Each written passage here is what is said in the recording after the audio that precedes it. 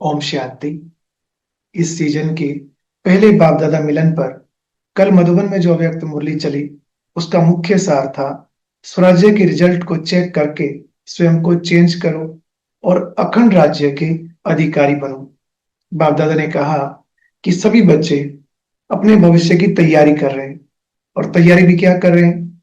भविष्य अपने राज्य भाग्य के संस्कार स्वयं में धारण कर रहे हैं, क्योंकि अभी का पुरुषार्थ अनेक जन्मों का राज्य भाग्य दिलाने वाला है। तो चेक करो, इस समय आपका पुरुषार्थ यथार्थ है। फिर बाबा ने भविष्य नई दुनिया का दृष्टांत देते हुए कहा कि जैसे भविष्य में एक राज्य होगा, तो अभी चेक करो कि हमारे मन में एक राज्य चलता है या कभी कभी माया राज्य में विघ्न डालती है। दो राज्य तो नहीं होते ना, कभी स्वराज्य और कभी माया का राज्य। बाबा ने कहा, अगर अभी तक भी दो राज्य चलते हैं, तो एक राज्य के संस्कार कब भरेंगे? भविष्य की तो विशेषता यही है, एक राज्य और एक धर्म। फिर बाबा ने बताया, आपका धर्म कौन सा है, आपकी विशेष धारणा कौन सी है? संपूर्ण पवित्रता की है ना। तो ये भी चेक करो कि एक धर्म है, बीच में दूसरा धर्म अर्थात अपवित्रता का दखल तो नहीं होता। बाबा ने एक और बात कही कि वहां आपके राज्य में सदा सुख और शांति नेचुरल रहती है। तो अभी देखो, यहाँ के राज्य में सदा सुख शांति है। स्वराज्य में माया दखल देकर अशांति तो नहीं फैलाती। बाबा ने पूछा, सदा सुख शांति आनंद प्रेम और अतीन्द्रिय सुख सदा कायम रहता है ना? सारा आधार अभी के पुरुषार्थ पर है। अभी की कोई भी कमी भविष्य के संपूर्ण राज्य के अधिकारी नहीं बनने देगी। इसलिए बाप दादा समय प्रति समय यह अटेंशन खिंचवा रहे हैं कि अभी अपने को संपन्न और संपूर्ण बनाओ।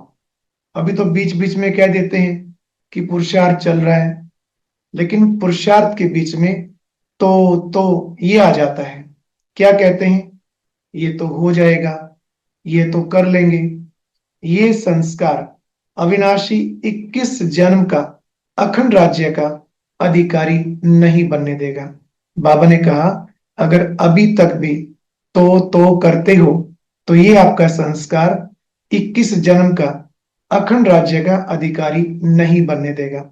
इसलिए बाप दादा कहते, सदा अपना चार्ट आप ही चेक करो। जितना अपना चार्ट चेक करेंगे, उतना ही चेक करके चेंज भी कर सकेंगे। तो पहले चार्ट चेक करो और फिर चेंज करो, क्योंकि समय का इशारा बाप दादा ने काफी समय से दिया है। समय को देख भी रहे हो, मनुष्यों के मन में चिंता बढ़ रही है और आपके मन में चिंता नहीं है, लेकिन प्रभु चिंतन है। बाबा ने कहा, इस समय के महत्व को जानो। संगम का एक सेकंड सेकंड नहीं है, लेकिन 1 घंटे के बराबर है। इतना इस समय की वैल्यू है। बाप दादा ने कहा कि अचानक किसी भी समय आपका फाइनल पेपर होगा, और बाप दादा भी बताएगा नहीं। इसलिए इस समय का अटेंशन संपूर्ण और संपन्न बनना है। बाप दादा ने जो सर्व खजाने दिए हैं, उस एक एक खजाने को समय पर कार्य में लगाना है।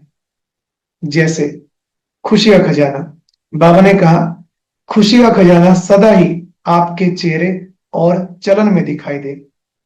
ये खुशी अविनाशी बाप की देन है, तो अविनाशी बाप की देन को अविनाशी रखो। और लास्ट में जाते जाते बाबा ने देरी से आने वाले बच्चों के प्रति कहा कि अभी बहुत समय बीत गया, बहुत थोड़ा रहा है, इसलिए पुरुषार्थ तीव्र करना है। तीव्र पुरुषार्थी आगे बढ़ेंगे। तो अब चलना नहीं है, उड़ना है।